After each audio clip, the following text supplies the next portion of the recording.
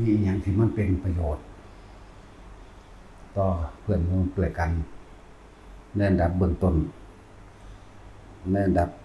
ต่อไปคือต่อสัตว์พวกอมนุษย์ทั้งหลายสัตว์เดรัจฉานละเอียดเข้าไปอีกมีประโยชน์ต่อหมู่อมนุษย์ที่เป็นกายทิพย์พวกนี้ก็เฮ็ดไปชีวิตคนเฮาสิมีค่าคือได้ทำความดีแต่ความดีของโลกกับความดีของธรรมมันคนละอย่างกันเด้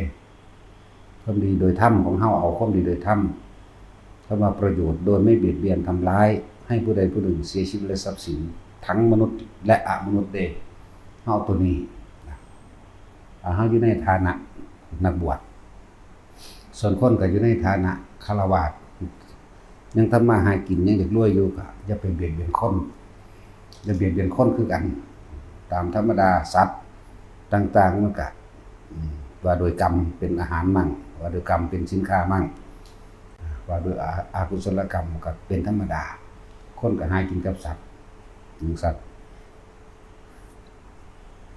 แต่คำว่าประโยชน์โดยบ่มีโทษเสียเลยนี่ต้องเป็นประโยชน์โดยไม่ทำให้ผู้ใดผู้หนึ่งเสียชีวิตและทรัพย์สินทั้งมนุษย์และอมนุษย์คือสัตว์เดรัจฉานแน่แล้วก็พวกกายทิพย์ทั้งหลายมีเปรตมีพวกต่างๆนั่นแหละเทวดาพวกนั้นแหละจังว่ามีหยังเฮ็ดก็เฮ็ดไปเฮาซ้ำตายบ่มีหยังแค่นั้นแหละคือจังมื้ออื่นนี่เฮาก็มีการในวัดเฮาเองนี่ก็มีผู้ภิกษุสิบวชใหม่สรุปรวมแล้วยังครบ13องค์บ่ครบอยู่เนาะครบอยู่ติคือแล้วว่ามันหลักหนีแล้วก็มีเด้หลักหนีกลางคืนก็มีเนาะตาสิน6 ทุ่มหลักหนี6 ทุ่มก็มีหลักหนียามมื้อเช้าเลยเขานำหาขึ้นรถก็มีสุแบบได้เฮานี่หลากหลายซั่นแล้วโอ้โหแม่นของง่ายเด้บวชนั่นน่ะมันแม่นของง่ายเด้อถ้าง่ายตาสินก็บวชแล้วตัวแต่จุ้ยมื้อนี้เนาะจังซั่นตัวหาไว้แต่คนไว้คนต่อคนมันรู้เรื่องเนี่ยแต่เว้าให้หมามันก็บ่รู้แม่เนาะจังซั่นตัวจังซั่นแล้วเฮาก็บวชในวัดเฮาเองนี่สำนักเฮาเองนี่13องค์แล้วก็เป็นโอกาสดีเนื่องในวโรกาสดีได้ถวายเป็นพระราชกุศลให้กับพระบาทสมเด็จพระเจ้าอยู่หัวเฮาและพระวชิรกรเกล้าเจ้าอยู่หัวพร้อมในโอกาสที่เพิ่นครบรอบ74พรรษาเนาะ74ปีจังซั่นแหละก็ถือว่าได้เป็นการได้กตัญญูอย่างหนึ่งเด้ในการทำความดีตอบแทนคุณในหลวงในที่นี้ก็บ่แม่นแค่ว่าสิมีแต่ในหลวงรอ10เด้คุณไล่มาตั้งแต่เริ่มต้นเฮาถวายเป็นพระราชกุศลนี่เอาเท่าที่พอเฮารู้จักได้พระเจ้าพระนเรศพระนเรศวรพระเจ้าตากมื้อนี้รัชกาลที่1พุทธยอดฟ้าจุฬาโลกมหาราชพุทธเลิศราชนภาลัยพระนั่งเกล้าเจ้าอยู่หัวพระจอมเกล้าเจ้าอยู่หัวจุลจอมเกล้าเจ้าอยู่หัวพระปกเกล้าเจ้าอยู่หัวเพื่อปิ่นเกล้าเจ้าอยู่หัวอนันทมหิดลภูมิพลอดุลยเดชตลอดทั้งวชิรกรเกล้าเจ้าอยู่หัวเนี่ยเป็น10จน11เป็น12พุ่นล่ะนั่นแหละเด็กน้อยซุมื้อมันรู้จักบ่ล่ะหรือเด็กใหญ่ก็สร้างเอาหน้ามันสิรู้จักว่าเด็กใหญ่เนาะนั่นแหละคนเฮาถ้าบ่มีความกตัญญูรู้คุณของเจ้าฟ้ามหากษัตริย์ผู้เพิ่นรวบรวมกำลังด้วยสติปัญญาของพระองค์เองมาคนใดบ่เรียนรู้ประวัติศาสตร์ชนชาติใดไม่เรียนรู้ประวัติศาสตร์ชนชาตินั้นเต็มไปด้วยคนอกตัญญูบ่รู้จักคุณคนบ่รู้จักคุณของผู้เพิ่นมีพระคุณปุพเพจักตะปุญญาตานี่พึงระลึกนึกถึงบุคคลผู้ทำคุณเอาไว้ในการก่อนอย่างหนึ่งเห็นบ่นั่นแหละบ่มีประวัติศาสตร์ให้เรียนแล้วเฮาพยายามที่สิคุยที่สิบอกต่อไปว่ากว่าสิเป็นประเทศไทยถึงมาได้บรรพบุรุษเฮาเสียเลือดเสียเนื้อมิใช่เบาเด้อแล้วหน้าที่เฮาอยู่กินไปซื่อๆได้บ่ได้เฮ็ดอีหยังปานใดเด้นั่นดอกล่ะ ปานนั้นยังสิมาในลูกคุณต่อเจ้าฟ้ามหากษัตริย์กว่าคนสิรวบรวมเป็นประเทศมาจังซั่นแหล้วโคตรพ่อโคตรแม่มันต้องทางใดสายเด็กน้อยเกิดมาว่านมาหาลบลู่ดูถูกพระเจ้าแผ่นดินเนาะมันบ่จักบ่คำว่าพระเจ้าแผ่นดินนะนั่นแหละมันเป็นตัดข้อถิ่มอย่างนี้นะโอ้ยมันนั่นมันบ่ทรมานเนาะแต่จริงไอ้ตัดข้อถิ่มซื่อๆคือผูกขามันกูจะเอาเบ็ดใหญ่ๆนะเกาะตีนมันสองขาดึงขึ้นไปนั่นคือแล้วหามีดฝนเข้ามั่งบ่เข้ามั่งปาดถากเนื้อมันเตะเสะลงมาดอกวานเกลือใส่เนาะทั้งแต่ก็จุดเฟื่องขึ้นเผาล้นในจังหน่อยมันสิตายก็เอาออกมันสิหน้ามันสันนึกบุญคุณแน่นะมาสิแม่มึงสั่งกันบ่บ่จักบุญคุณคนนั่นแหละจังว่าพวกเฮามีอันใดที่สามารถตอบแทนบุญคุณของเจ้าฟ้ามหากษัตริย์ได้เฮาก็เฮ็ดเพียงแค่ว่าเป็นบุคคลไม่ทำร้ายเบียดเบียนให้ผู้ใดผู้หนึ่งเสียชีวิตและทรัพย์สินแค่นี้เพิ่นก็อยู่สบายใจแล้วเจ้าฟ้ามหากษัตริย์เห็นบ่ล่ะแค่นี้เพิ่นก็สบายใจแล้วเด้หาอยู่หากินบ่ได้เบียดเบียนกันบ่ได้ฆ่าตีลั่นฟันแทงกันนี่ก็เป็นการแทนคุณแผ่นดินอย่างหนึ่งแล้วบ่ได้ว่าตั้งแต่บวชอย่างเดียวบวชมันนี่ก็ถือว่าเป็นถวายให้กับบรรพบุรุษพร้อมเด้เห็นบ่เวลาเฮาอุทิศบุญพระสยามเทวาธิราชก็หมายถึงว่าบรรพบุรุษทั้งหลายที่ปกปักรักษาประเทศชาติบ้านเมืองเฮามาให้พวกเฮาบ่ได้แย่งชิงกันอยู่พอสำนี้น่ะแย่งชิงแผ่นดินกันอยู่นี่แหละเนาะมาแย่งชื่อเสียงกันอยู่นี่โกงกดโกงกินเงินแผ่นดินอยู่นี่แหละพวกข้าราชการก็ดีนั่นแหละจังซั่นแต่ว่าอันใดเฮาเฮ็ดทดแทนได้เฮาก็เฮ็ดไปเพิ่นว่าถวายเป็นพระราชกุศลเฮาก็น้อมจิตเข้าไปถวายจริงๆบ่แม่นแค่ในหลวงรอด10เด้พูนไหลมาแต่พุ่นล่ะสัตว์มาตั้งพระเจ้ายังพุ่นล่ะก็ว่าไปมันสิยาวโพดผู้เพิ่นเริ่มก่อตั้งขึ้นมาพุ่นน่ะนั่นแหละก็เลยว่าเอาพ่อเฮาบ่เฮาฮู้จักแน่เอาวรรณเรศกับพ่อใหญ่ตากนี่แหละซั่นหรือสิเอาพ่อใหญ่สินก็ได้ก็เฮ็ดไปเป็นการทำความดี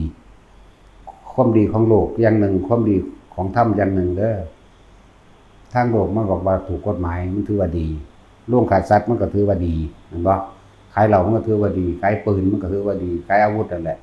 ขายยาพิษมันก็ถือว่าดีขายเครื่องดักสัตว์จับสัตว์มันก็ถือว่าดีค้ามนุษย์มันก็ถือว่าดีเห็นบ่เป็นซั่นเด้มันถูกกฎหมายค้ามนุษย์เป็นจังไดก็ขายโตนดิซั่นเห็นบ่ล่ะมันก็ถือว่าดีเด้นะแต่ที่พูดถึงคนทางโลกเด้อ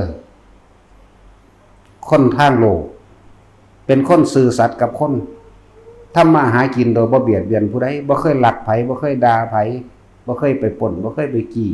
บ่มีเลยโดยสุจริตของคนทางโลกก็บาปคือเก่า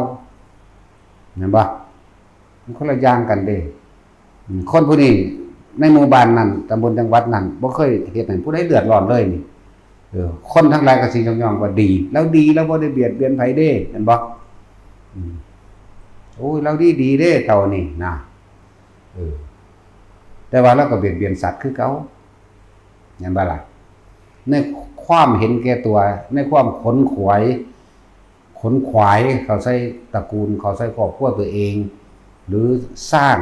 ฐานะตนเองมื้อนี้บัดนี้เราสละหยังล่ะเกิดมาเป็นคนทั้งทีเข้าใจว่าตัวเองทำดียังไม่ใช่แต่เกิดมาเป็นคนทั้งทีต้องทำดีต้องบ่เบียดเบียนสัตว์ของจึงจะเรียกว่าดี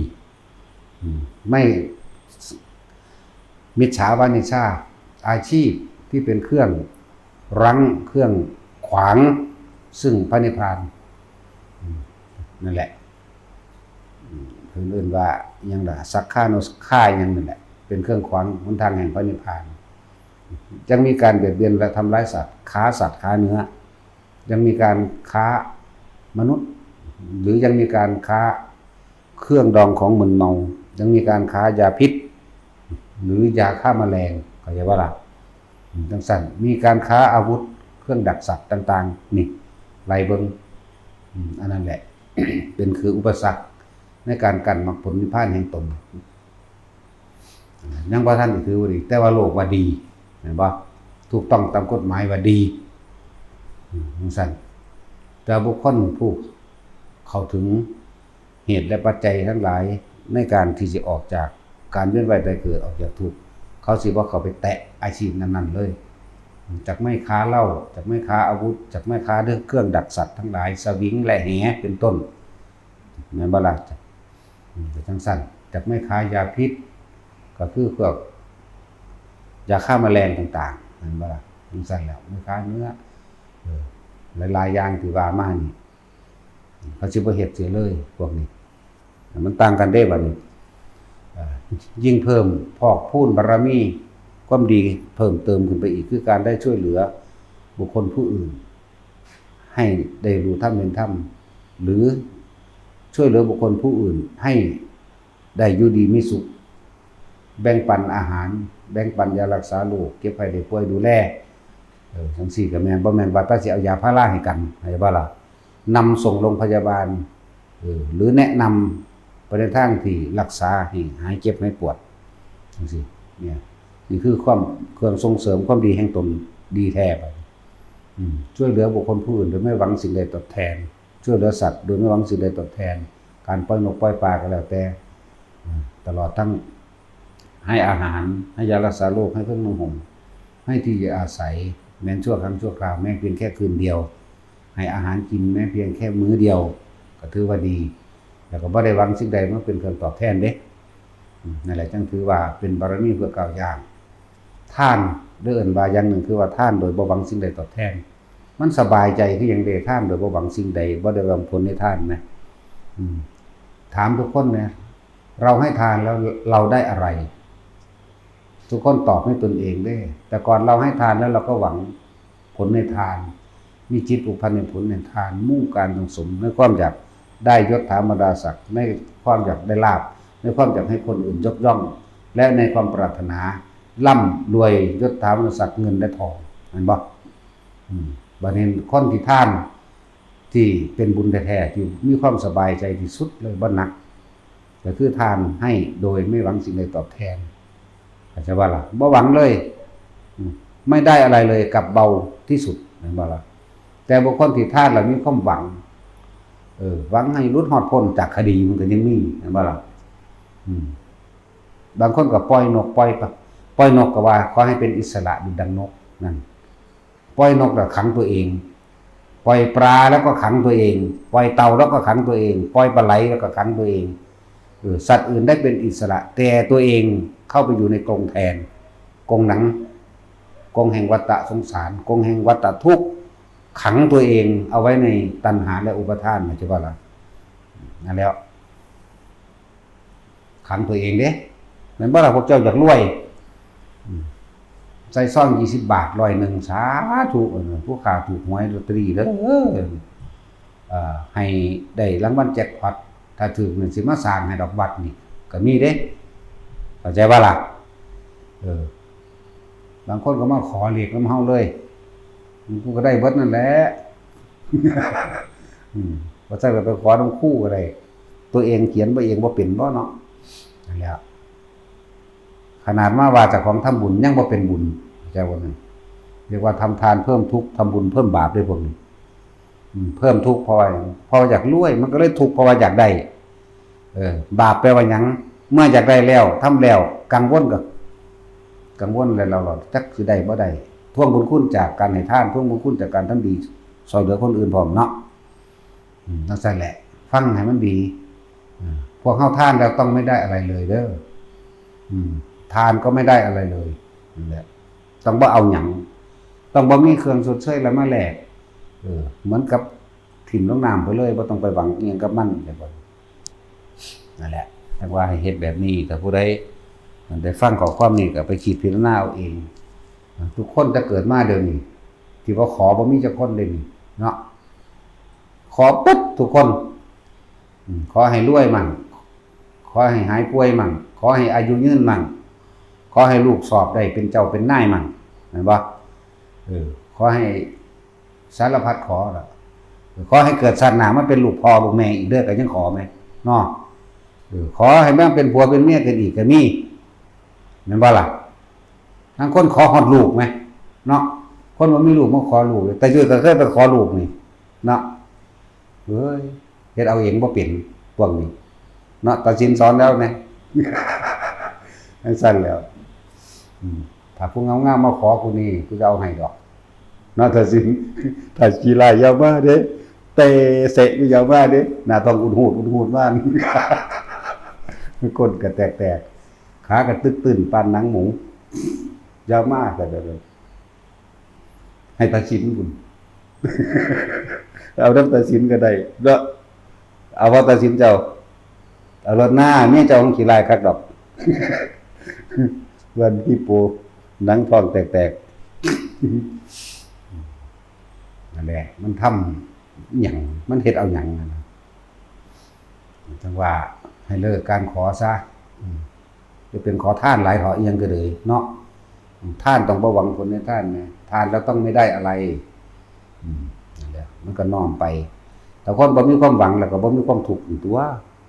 บ่มีความเร่าร้อนบ่มีความกระวนกระวายบ่มีความหวังแต่บ่มีความหวังแล้วก็สบายตัวบ่หนักเด้ของบ่อยู่เรียกว่าทานนั้นน่ะเกิดบุญคือความสงบภายในเจ้าเองสงบเย็นแล้วก็เป็นประโยชน์ต่อบุคคลผู้อื่นนั้นด้วยบ่เป็นทานแล้วหวังประโยชน์ใส่ตัวเองคนท่านเอาประโยชน์ใส่ตนเองใช่ป่ะล่ะเฮาให้ยังไปแล้วลืมไปแล้วเด้ลืมเลยบ่จักสั่นแล้วสั่นบอกให้เป็นตัวอย่างบ่เคยหวังหยังบ่เคยขอหยังบ่เคยขอในเรื่องของโลกให้รวยให้มียศถาบรรดาศักดิ์ให้หยังก็แล้วแต่บ่มีเลยในเรื่องของโลกนั่นน่ะบ่มีอย่างเลยเป็นมาแต่เกิดอันนี้เป็นอุปนิสัยมาแบบนั้นมาแต่เกิดเลยนั่นแหละถ้าเฮาทานโดยบ่หวังสิ่งใดเป็นผลในทานแล้วเฮาก็ฟังธรรมเข้าใจตัวก็ฮู้อยู่ตัวว่าคนที่ยังมีความปรารถนาอยากได้อยากดีอยากมีอยากเป็นอยากร่ำอยากรวยนี่เป็นทุกข์ด้วยกันทั้งนั้นไปปล่อยปลาให้มันลงสู่น้ำใหญ่ให้พวกข้าได้เป็นเศรษฐีให้มีอิสระเด้อเห็นบ่นั่นเห็นบ่ปลานั้นเป็นอิสระโดยเฉพาะปลาแต่ตัวเองถูกขังตัวเองเอาไว้ในคุกแห่งตัณหามันบ่ความอยากคุกแห่งอุปทานคืออยากเป็นเศรษฐีอยากเบิดหนี้เบิดสินเห็นบ่ล่ะนั่นแหละปล่อยปลาไหลก็อยากไหลลื่นปลาไหลมันก็ไหลอยู่นั่นแล้วมันไหลลงไปในดินในเอียนมันบ่เนาะนั่นแหละปล่อยนกก็อิสระแต่ตัวเองน่ะติดกับดักขังคุกตัวเองไว้ปล่อยเต่าก็อยากอายุยืนเบิ่งดูหั่นโอ้ยมึง150 ปีนะแม่งักนั่นดีว่าติงบ่ได้หั่นเนาะสั่นแล้วนั่นแหละฟังให้ดีบุคคลผู้ให้ทานโดยไม่หวังผลในทานไม่หวังผลในทานไม่มีจิตผูกพันในผลในทานไม่มุ่งการสมในความอยากได้อยากดีอยากมีอยากเป็นใดๆทั้งสิ้นอันเป็นโลกิยะอันเป็นเรื่องของโลกอันเป็นสมบัติของโลกบุคคลผู้ไม่หวังผลในทานเช่นนั้นเมื่อแตกกายทำลายขันธ์จิตของเขาจะไม่มีที่ตั้งเพราะการท่านเนี่ยเป็นกลางท่านโดยอุเบกขาจิตของเขาจะมุ่งขึ้นไปสู่พรหมโลกพรหมกายิกาอย่างบอก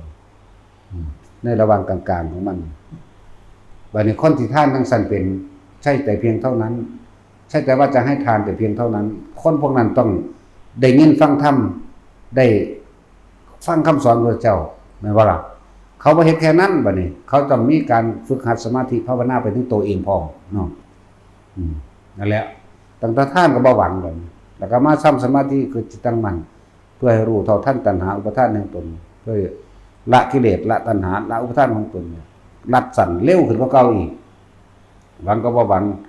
ยังก็บ่เอาล่ะ นั่นแล้วจิตมันก็ตั้งมั่นเลยมุ่งมั่นเมื่อคนให้ทานไม่หวังผลคำว่ารักษาศีลคือความคิดของเขาต้องไม่มีคิดทำร้ายเบียดเบียนให้ผู้ใดผู้หนึ่งเสียชีวิตรักษาศีลนั่นก็ท่านก็เป็นจาคะสละออกจากความเห็นแก่ตัวสละความเป็นเจ้าของออกประเด็นถ้าบางคนในท่านมันไม่เป็นเจ้าของก็ได้เจ้าของท่านพร้อมเจ้าของแนวอยากได้พร้อมต่อมาก็รักษาศีลบ่ได้มีหักเลยรักษาศีลบ่ต้องรักษาเลยเพราะไม่มีความคิดที่จะทำร้ายเบียดเบียนผู้ใดผู้หนึ่งเสียชีวิตทรัพย์สินทั้งมนุษย์และอมนุษย์บ่มีคนบ่เบียดเบียนคนคือคนบ่มีความโลภแม่นบ่บ่มี จังซั่นแล้วต่อมาการทำสมาธิก็ง่ายขึ้นมันก็เป็นสมาธิของมันเองในโตเลยเพราะว่าตั้งใจมุ่งมั่นสู่จุดหมายอยู่แล้วจุดหมายคือความสงบจุดหมายคือบ่เบียดเบียนสัตว์โลกทั้งมนุษย์และอมนุษย์พร้อมกันแน่การได้ยินได้ฟังธรรมความว่าปล่อยวางมันก็ง่ายขึ้นสำหรับเขาเพียงแค่ทำสมาธิเล็กน้อยเพียงแค่ปฐมฌานเขาก็อาจสามารถบรรลุถึงอรหันตผลได้บ่ล่ะอันแล้วฟังดีๆท่านก็จะหวังผลศีลกับแปลว่าจะไปคิดเบียดเบียนทำร้ายให้ผู้ใดผู้หนึ่งชีวิตและทรัพย์สินทั้งมนุษย์และอมนุษย์ทั้งคนและสัตว์เลยนั่นมันก็เป็นสมาธิอัตโนมัติเป็นธรรมชาติแห่งสมาธิขึ้นมาจิตมันก็ตั้งมั่นและมุ่งมั่นของมันเองแต่เพียงแค่มีการเน้นคำว่าให้ถึงความสงบอาศัยสติระลึกถึงฌานหรือเพ่งอยู่ในลมหายใจตัวเองให้จิตมันเป็นหนึ่งตั้งเป็นหนึ่งแล้ววิตกคิดตึกตองอยู่กับความรู้สึกกับลมหายใจเข้าออกวิจารประคองไว้จะไปคิดถึงสิ่งอื่นปิติเกิดขึ้นปิติเกิดขึ้นนั่นเป็นแค่เครื่องอยู่ของเขาแล้วนั่นเมื่อมีเครื่องอยู่แล้วมันก็เห็นก็เห็นสิ่งใดสิ่งหนึ่งเกิดเป็นธรรมดาสิ่งหนึ่งก็ดับเป็นธรรมดาอย่างเช่นเห็นคนเกิดแล้วก็เห็นคนตายเห็นม้าเกิดเห็นม้าตายหรือเห็นรถส้นม้าตายหรือเห็นม้าตายตามท้องทุ่งท้องนาตามถนนหนทางเห็นไหมเห็นมูก็เลยเอ่ยว่าเห็นที่สุดของความเกิดคือเห็นความตายนั่นเองมันก็เลยบ่มีความปรารถนาในความอยากเกิดเป็นนั่นเป็นนี่บ่อยากเกิดทำบุญทำทานยังก็สร้างได้บัดนี้เลยบ่ได้ปรารถนาอีกอีกพอรู้แล้วว่าความคิดให้ความปรารถนาในอุปทานแปลว่ายึดมั่นถือมั่นในความอยากได้อยากเป็นอยากเป็นอย่างนั้นตามอารมณ์ที่ตัวเองพอใจนั่นแหละเขาว่าหวังแล้วก็สบายอยู่ก็สบายการเห็นและก็เรื่องเล่าต่างๆที่เขามากระทบกระทั่งกับเขาในประจำชีวิตประจำวันเขาบ่ค่อยถือมาคิดเด้อุ้ยแค่นั้นแหละยังก็เดินกับพ่อสำนันแหละนี่มันก็พ่อสำนันแหละยังก็ดีนะมันเห็นคนรวยเขาบ่ได้อิจฉานั่นบ่ล่ะอุ้ยมันจะเอาหยังไปได้เด้บัดมันตายแน่ยิ่งประเภทว่ารวยแล้วไม่ช่วยใครเลยทั้งคักบัดนี้เขาเห็นฮอดในไพ่อุปนิสัยภาคหน้าตายแล้วจะไปใส่พุ่นตัวรังคมเหงรังแกเอาเปรียบทำร้ายและทำลายในผลประโยชน์ของตนบ่ได้คิดถึงความเดือดร้อนของบุคคลผู้อื่นบุคคลผู้นี้รู้จักอยู่แล้วลงแน่นอนอยู่แล้วร่ำรวยแต่ไม่ช่วยใครเลยสิภาษาว่าอีหยังกับบุคคลที่สุจริตโดยโลกสุจริตทั้งโลกแบบเอาเท่าอันนี้พ่อใหญ่อันนี้ครอบครัวนี่บ่เคยเบียดเบียนรังแกข่มเหงผู้ใดเราขยันทำมาหากินแต่ว่าในการหากินของเรากินหยังล่ะก็มีการลักทรัพย์มีการฆ่าสัตว์นะจะว่านี่ลักทรัพย์สัตว์อีกพร้อมแง่ไข่มดแดงน่ะก็ไข่ก็เป็นสมบัติสัตว์เป็นจังว่าล่ะนั่นแล้วสิ่งใดที่สัตว์หวงแหนรักษาไว้ก็รักของสัตว์บ่รักของคนก็สร้างจะว่าล่ะจังซั่นเด้ฆ่าสัตว์กินอยู่คือเก่าแม่พลาดชีวิตบุคคลผู้อื่นเหมือนเดิมสัตว์ต่างๆกับชีวิตหนึ่งคือเฮานี่เด้แต่เฮาฆ่าเขานั่นเฮาบ่คิดจักเม็ดเลยว่าเขาสิเจ็บเนาะเฮาเห็นเขาเป็นอาหารแถมซ้ำถ้าเขาดิ้นแห้งลายศูนย์ซะเขาอีกแม่นบ่คือปลาคือปูต่างๆที่มันได้ไฟมันร้อนก็แล่นออก2เทื่อ3เทื่อแล้วก็ศูนย์ซะฟาดมันเน็กมันไว้อีกตัวเนาะนั่นซั่นแล้วสร้างอารมณ์บันทึกไว้เบิดเด้ในความรู้สึกตัวเองบันทึกไว้เบิดแต่จังว่าแต่ละคนสำรวจตัวเองดีๆเด้อตัวเองยังปรารถนาอีหยังอีกต่อไปอยู่บ่ความปรารถนานั่นแหละคือภาพพวกเจ้าถูกเรียกว่าล่ะนั่นแหละถ้าว่ามาทำบุญให้มันบุญจริงๆอย่าไปหวังผลในทานจะมีกิจพันในผลในทานนั่นแหละบุญอันเกิดจากการให้ทานเพราะความเสียสละออกแล้วบ่มีความเห็นแก่ตัวบ่มีความปรารถนาบ่จะได้หยังบ่อยากเป็นหยังอีกเลื่อนว่าบุญอันเกิดจากการให้ทานเลยสงบเย็นไปในตัวเองไม่กังวลไม่ร้อนไม่รอและไม่หวังศีลคือการไม่เบียดเบียนทำร้ายที่บ่ได้เมืองชีวิตด้วยทรัพย์สินเลยบ่มีความเร่าร้อนและกังวลบุญอันเกิดจากการรักษาศีลบัดนี้บุญมันเกิดจากการสมาธิหังประโยชน์มันตัวบัดสมาธิภาวนาล่ะยอดมันเลยทำจิตให้สงบทำจิตให้ตั้งมั่นเข้าไปจิตสงบเป็นหยัง จิตตั้งมั่นคือหยังตั้งไว้ตรงไหนอะไรเพิ่นจึงสอนสติปัฏฐาน4หรือกรรมฐานกรรมแปลว่าการกระทำทั้งใดสำเร็จก่อนทั้งใจฐานแปลว่าที่ตั้งที่มั่นเพิ่นให้เฮาสร้างกรรมฐานขึ้นมาอันใดหนึ่งเพิ่นก็ให้อนุญาตพวกเฮาในสติปัฏฐาน4อันหนึ่งกรรมฐานกายเวทนาจิตธรรมเวทนาจิตกายก็เลยว่าทำสมาธิคือจิตตั้งมั่นตั้งตรงไหนบัดเฮาย่นเข้ามาอีกมันก็เลยเอาอานาปานสติคือลมหายใจตั้งไว้ในกายแต่ว่าคำว่ากายมันหลายโพดหัวก็ว่ากายมือก็ว่ากายตีนแขนขาก็ว่ากายเนาะรวมละกายเพิ่นเลยย่นเข้ามาอีกลมหายใจนั่นแหละคือกายในกายอันหนึ่งบัดเพิ่นให้เลยให้เฮาตั้งไว้กับลมหายใจเมื่อตั้งไว้กับลมหายใจไว้ดีแล้วเฮาก็ประคองความคิดบ่ให้มันไปคิดถึงบุคคลสัตว์สิ่งของอันเป็นอดีตคนเฮามีความคิดถึงอดีตทั้งเบิดจึงปรุงแต่งให้อยากเป็นเลยเอิ้นว่าอนาคตอดีตกับอนาคตคือสิ่งเดียวกันเกิดเหมือนกันนั่นแหละจังว่าให้ตั้งไว้ในกายโดยลมหายใจนี้ประคองเอาไว้เมื่อไปประคองเอาไว้ความคิดไม่ส่อสายหรือไม่กระจายความคิดออกความคิดเฮาบ่กระจายหาบุคคลนั้นต่างๆนานาสารพัดบุคคลสัตว์นั้นๆต่างๆนานาสารพัดสัตว์สิ่งของนั้นๆเงินและทองเหลือสวนและไร่นารถบ้านที่ดินสิ่งของนั้นบุคคลสัตว์สิ่งของมันบ่กระจายความคิดเลื่อนมาจิตร่วมตรงไหนบัดนี้เฮาจึงพอมันร่วมแล้วมันบ่คิดออกไปแล้วเฮาเลยมาสร้างเน้นย้ำเข้าไปอีกก็คือให้มีความรู้สึกนิ่มๆหน่วงๆตรงกลางระหว่างคิ้วหรือหน้าผากเฮาเองนั่นแหละจึงเรียกว่าฐานที่ตั้งแห่งจิตหรือสมาธิแปลว่าจิตตั้งมั่นตั้งตรงนี้ทำความรู้สึกอยู่กับตรงกลางระหว่างคิ้วหรือหน้าผากเฮาเองเป็นเบื้องต้นเพียงแค่ปฐมฌานเบื้องต้นปฐมหนักเบื้องต้นเอาแค่นี้ทำบ่อยมากก็เกิดความเคยชินแต่มันชินในเบื้องต้นรู้ลมหายใจเข้าออกคำว่ารู้นี่คือต้องรู้สึกด้วยเด้เพราะนั้นแค่คำเว้าเด้อทุกคนเน้นย้ำว่ามีความรู้สึกว่าเย็นอยู่ในโพรงจมูกนี่จะโพรงจมูกบ่ทางมือดันเข้าทางเอาทางหูดันเข้าไปให้มันเย็นแค่สุดต้องดั้งหักเฮานี่เท่านี้ดั้งหักเฮานี่ประคองอยู่ตรงนี้แล้วก็เกิดความรู้สึกอันหนึ่งนิ่มๆตรงกลางระบางคิ้วนึบๆก็ว่านิ่มๆก็ว่าตึกๆก็ว่าบางคนก็ว่าตึงๆบางคนก็ว่าต้นๆบางคนก็ว่าบ้อนๆแล้วแต่สิว่าไปภาษาคนภาษาที่สื่อสารออกมานั่นแหละก็สำเร็จแล้วถึงปฐมฌานและวิธีทำเฮาบ่ได้ให้หลับตาแล้วก็ท่านั่งเฮาก็บ่ได้จำกัดท่านั่งเหยียดซ้อยนั่งเทนึงนั่งพิงนั่งเอียงได้ทั้งนั้นก้มลงมานิดหน่อยนั่งแบบแรกก็ได้นั่งสมาธิแบบทามันก็ได้ก้มลงมานิดหน่อยแล้วเหลือบตาดูปลายจมูกตนเองหายใจเข้าทำความรู้สึกเย็นเข้าอย่าตามลมไปในท้องอย่าตามลมลงไปในข้อในท้องในลิ้นปีบ่ต้องตามเอาแค่ความรู้สึกเย็นๆอยู่ในโพรงจมูกทั้งเข้าแล้วออกมันก็เย็นอยู่คือเก่ามันนั่นแหละแล้วสิมีความรู้สึกอันหนึ่งเกิดขึ้นตรงกลางระหว่างคิ้วนี่นึบขึ้นนิ่มๆหน่วงๆบ่ได้แรงเด้เบาๆแผ่วๆเบาๆถ้าสิเปรียบอย่างนึงเหมือนกับเอาปลายนิ้วมือนี่บ่แม่นถ้าเอาสว่าปลายจังซี่เลยก็บ่ได้เอาปลายเล็บนี่ก็บ่แม่นเอาปลายตรงกลางปลายตรงกลางนี่แตะเบาๆแตะดูดังว่าแตะขนนี่มั้ย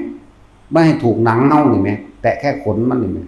นั่นแหละแต่ว่ามันจะมีความรู้สึกเองนวงเองนึบเองนั่นแหละก็สำเร็จแหละซึ่งปฐมฌานแต่ว่าเหลือแต่ความที่จะรักษาเอาไว้ให้คล่องมีความคล่องในจุดแรกซะก่อนเริ่มต้นฝึกแรกก็นั่งฝึกซะก่อนนั่งเฮ็ดไปซะก่อนนั่งเฮ็ดเล่นๆไปเรื่อยๆละเฮ็ดเล่นๆไป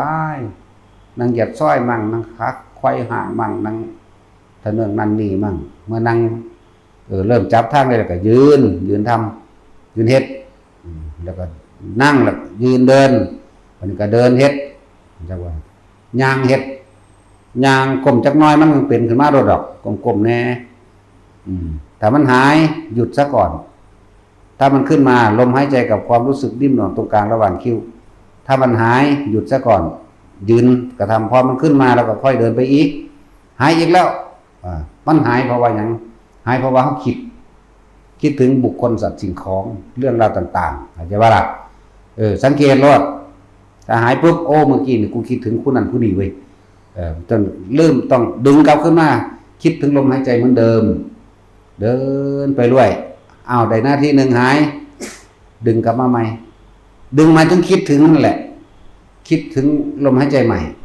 ไปได้2 นาทีหายอีกแล้วไปจะ3 นาทีหายอีกแล้วฝึกไปฝึกมาเดี๋ยวไปชินในการเดินเองมันชินแล้วยืนเดินนั่งแล้วก็มานอนเวลานอนก็จับความรู้สึกอันนี้แหละกับลมหายใจเฮ็ดเรื่องสิจนเกิดความคล่องจะว่าคล่องแคล่วแล้วทุติยฌานหมายถึงขั้นที่2เกิดขึ้นเองบัดนี้เพียงแต่เฮาไม่ได้คิดถึงสิ่งใดสิ่งหนึ่งปีติเกิดขึ้นเลยนวงขึ้นระหว่างคิ้วระหว่างหน้าผากบางคนก็ขึ้นหัวเลยหนังศีรษะบนหัวนั่นแหละเป็นชั้น2แต่ว่าเฮาบ่อยากให้มันพลาดเฮาอยากให้มันมั่นคงแน่นหนาถาวรของเฮาดึงลงมาชั้น1คิดถึงลมมันก็คิดบ่ได้คิดถึงลมมันก็คิดบ่ได้แต่ว่ามันก็ขึ้นน่วงเลยปล่อยทีนี้จักว่าล่ะนี่หมายถึงว่าต้องเอาแบบคล่องเลยบ่ให้ฟิวในหลักการมันนะบ่ให้ฟิวบ่ให้ข้ามคันเฮาสิได้ความมั่นคงได้บัดจิตตั้งมั่นแล้วโดยมั่นคงเมื่อมันคงดีแล้วยืนก็รู้เดินก็รู้นอนก็รู้ทำการทำงานอยู่ก็รู้ได้บัดนี้รู้หยังรู้สึกตัวที่นิ่งๆตรงกลางระหว่างคิ้วก็ได้หน้าผากก็ได้บนหัวก็ได้นั่นแหละคอยดูการเคลื่อนไหวของความรู้สึกนิ่งๆหน่วงๆที่มันจะเล่นไปทั่วกายมั่งก็ช่างมันแต่ให้จับความรู้สึกเข้าใจบ่ล่ะนั่นแหละเอาจนคล่องเลยถ้ามันคล่องแล้วมันไม่ได้ฝึกได้บัดมันก็เป็นเองของมันเวลาใดขณะใดที่เราไม่คิดมันก็ปุ๊บขึ้นมาทันทีเลยเนี่ยจังหวะพวกขับรถเป็นบ่แต่ว่าจะคล่องขึ้นขับรถปั๊บตาเฮาเนี่ยจะอยู่ตรงหน้าในขณะปัจจุบันมองเห็นทางตรงหน้าในปัจจุบันแต่ความคิดไม่ได้ไปถึงจุดหมายที่จะไปก็จะบัดนี้ส่วนมากคนเฮาสิไปบ้านนั้นสิไปอำเภอนั้นสิไปหาหมู่ผู้นั้นสว่างซั่นสิเฮาสิคิดดวงหน้าได้มันอยู่เฮือนบ่น้อมันอยู่บ้านบ่น้อเนาะคิดถึงบ้านคิดถึงยังไปอย่างอื่นนี่มันไม่เกิดขึ้นแต่เฮาบ่คิดแต่ว่าตาเฮานี่มองเห็นทางในขณะปัจจุบันณขณะจู่ตรงหน้านี้นี่มองกระจกซ้ายมองกระจกขวาก็อยู่ตรงหน้านี้มันก็ขึ้นของมันเองเป็นอัตโนมัตินี่คือวิธีฝึกจนคล่องจนชินโดยการจับความคิดได้มันนั่งจับได้ดอกล่ะเมื่อกี้นี่กูคิดถึงไผตัวนี้กูคือหายใช่ป่ะล่ะอ๋อมันไปคิดถึงผู้นี้เกิดกับคนนี้แล้วดึงกับมันนั่นแหละเกิดดับนั่นแหละความคิดเกิดดับเรียกว่ามันไปเกิดกับผู้นี้จิตมีที่ตั้งมาต้องคิดถึงบุคคลนี้พอได้คิดได้ปุ๊บดึงขึ้นมาปั๊บนั่นแหละว่าเกิดดับของจิตเกิดดับอาการของจิตอาการของผู้รู้อาการของความรู้สึกตัวคือการคิดออกไปนี่เองดึงกลับมาดึงบ่อยเข้าเดี๋ยวกับท่านเองแล้วก็รู้เองหรอกตอนนี้ต้องอาศัยประสบการณ์ของแต่ละคนเด้นั่นแหละไปฝึกเอายืนเดินนั่งนอนจนคล่องพวกนี้ว่าให้แต่ละคนเนี่ยเขาเน้นย้ำก็ยังเดียนี่ของทำง่ายๆมือหนึ่งทำจิตสงบเพียงแค่ขณะลัดข้อมือเดียวดูเอามือลงกับเอาขึ้นสักหนึ่งพุทธเจ้าว่าเราก็กล่าวว่าเป็นผู้ไม่ห่างจากฌานนี่มือเดียวนะมันก็คุมได้หมายถึงว่ามันจะคุมได้ตลอด24 ชั่วโมงองค์ฌานหรือสมาบัติสิคุมปลอดภัยให้เฮาปลอดภัยจากบัดละทั้งนั้นแหละบัดนี้คนที่ทำให้บ่อยทำให้มากจนเกิดความเคยชินแล้วก็หังปลอดภัยกว่าเก่าตัวเนาะแล้วก็สิ่งที่ปลอดภัยเพิ่มขึ้นมาอีกคือปลอดภัยจากการคิดจากบัดละมันก็กลายเป็นกุศลสังกัปปะขึ้นมาเองมันก็กลายเป็นการทรงอารมณ์มันเป็นกุศลขึ้นมาจิตตัวนี้เลยคิดแต่สิ่งที่ดีคิดก็คิดดีบ่ได้คิดที่มีอารมณ์หลายเห็นบ่อีกอย่างนึงทรงอารมณ์มันเป็นกุศลนะทรงโดยฌานมั่งทรงโดยสมาธินี่แหละมั่งแล้วแต่เฮ็ดไปมันละอกุศลออกแล้วเห็นบ่ล่ะเมื่อมันละอกุศลออกแล้วเหลือแต่สภาวะซึ่งเป็นกุศลแล้วก็กลายเป็นกุศลสังกัปปะเป็นอัตโนมัติไปเลยความคิดร้ายคิดบ่ออกคิดร้ายคิดที่ทำลายเบียดเบียนผู้ใดผู้หนึ่งเสียชีวิตและทรัพย์สินคิดไม่ออกคิดแต่ดีได้บัดเลยความคิดเฮาเลยมีแต่เบี่ยงเบนไปทางที่ช่วยเหลือบุคคลผู้อื่นทั้งคนและสัตว์ ไม่คิดเบียดเบียนทำร้ายบุคคลผู้ใดผู้หนึ่งเลยทั้งมนุษย์และอมนุษย์พวกเขาอาจสิเข้าใจแค่มีคนคือกันกับสัตว์แต่ว่ามันมีมากกว่านั้นในภพภูมิต่างๆที่พวกเขาอาจจะบ่ทันเห็นนะแต่มันก็มีอยู่นั่นแหละแล้วเฮ็ดไปเรื่อยๆฝึกไปเรื่อยๆฝึกเกิดความเคยชินแล้วของในปฐมฌานนี่เข้าใจแล้วเด้อไผก็ดีเข้าใจบ่เข้าใจก็สร้างทุติยฌานก็เข้าใจแล้วทรงอารมณ์ไว้เฉพาะทุติยฌานบัดนี้ทรงไว้ในตติยฌานมันจะขึ้นของมันเองขั้นที่3ขั้นที่ปราศจากแม้กระทั่งแต่ว่ามีความรู้สึกก็ไม่ใช่ไม่มีก็ไม่ใช่มันจะเป็นโล่งๆโปร่งๆว่างๆโล่งๆสึงลึงอยู่คิดยังก็บ่ออกได้บาดสิคิดบ่ออกแต่ว่าล่ะเห็นหน้ากันนี่เห็นหน้าตาสินนี่คิดซื้อบ่ออกบาดมันสิบ่ออกเรียกว่าซื้อว่าจังไดนี่ขนาดคิดจังไดก็บ่ออกแต่ว่าบ่มีอารมณ์เด้บัดสิออกก็ปุ๊บขึ้นมาแล้วเด้บัดนี้บางทีคิด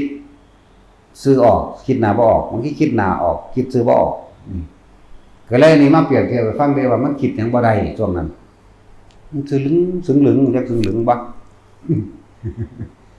บ่แม่นสึงหลึงบ่มีสมองคือตัดสินได้อันนั้นสึงหลึงแบบบ่มีหยังเด่นสมองบ่ทำงานนั่นแหละอยู่จังซั่นบาดนี้ถ้าเข้าใจสิ่งหนึ่งคือคำว่าเฮาแค่รู้กับมันเฉยๆเข้าใจบ่นี่รู้กับมันเฉยๆบ่ต้องทำอย่างอื่นเด้บ่ต้องไปคิดหาวิธีแก้ไม่ต้องเอาอะไรเข้ามาอีกแล้วก็ไม่ต้องเอาอะไรออกบ่ต้องเอาเข้าบ่ต้องเอาออกหมายถึงบ่เอาเข้ามานี่ก็คือบ่ต้องไปนำวิธีนั้นวิธีนี้ที่เฮาได้ยินได้ฟังมาแก้หยังมันดอกยิ่งแก้ยิ่งยุ่งเหมือนเชือกได้ที่เฮาพันไปในหลอดของมันนี่บัดนี้เฮาเข้าใจว่าเฮาสิแก้ทั้งยุ่งล่ะเห็นบ่ล่ะก็เลยบอกว่าแค่เป็นผู้มีสติรู้อยู่เฉยๆรู้อยู่จังซั่นแหละบาดมันออกความคิดนะนั่นแหละแต่ความคิดต่างๆมันก็บ่มีอารมณ์ดอกแต่เวลามันคิดออกก็ดีบ่มีอารมณ์ถ้าบ่มีอารมณ์ก็แปลว่าใช้ได้เพราะว่าทั้งเบิดในการฝึกหัดปฏิบัตินี่แค่ละอารมณ์นึงเด้จังบ่ล่ะอาสวะแปลว่าหยังอาสวะนี่คืออารมณ์ความรู้สึกในความพอใจตัวเดียวนั่นก็เพื่อสิละตัวนี้คนเฮามีความไม่พอใจก็เพราะยินดีเฉพาะความพอใจเห็นบ่ล่ะแล้วละก็คือแปลครับเป็นคำพูดเฉยๆเป็นคำเว้าละจริงๆบ่ได้คิดเด้จังบ่ล่ะบ่ได้คิดว่าต้องแบบนั้นแบบนี้ทำแบบนั้นต้องตัดอย่างนั้นตัดอย่างนี้บ่ได้ตัดดอกมันก็รู้ในตัวของมันเมื่อไม่นำสิ่งใดสิ่งหนึ่งเข้ามาคิดเห็นคนบ่คิดได้ยินเสียงบ่คิดรูปรสกลิ่นเสียงกระทบทางกายไม่คิดไม่นึกความรู้สึกในความพอใจและไม่พอใจเกิดขึ้นมาได้พบรับล่ะแค่นี้นึงเด้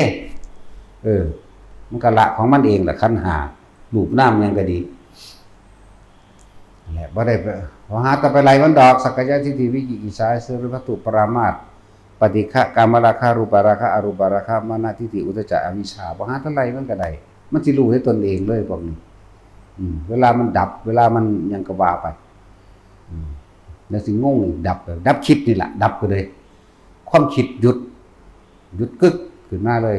บ่ออกอีหลีได้บัดบ่ออกแล้วหรืออาจจะมีของแถมยังแปลกประหลาดแน่ในการรู้เห็นนิมิตเป็นไปต่างๆบ่ว่าจะเป็นอดีตไม่ว่าจะเป็นอนาคตอันนั้นบ่ต้องไปฝึกมันดอกบาดมันสิเป็นมั่งเป็นดอกตอนเฮาเป็นมากกับพุ่นแต่พอ2544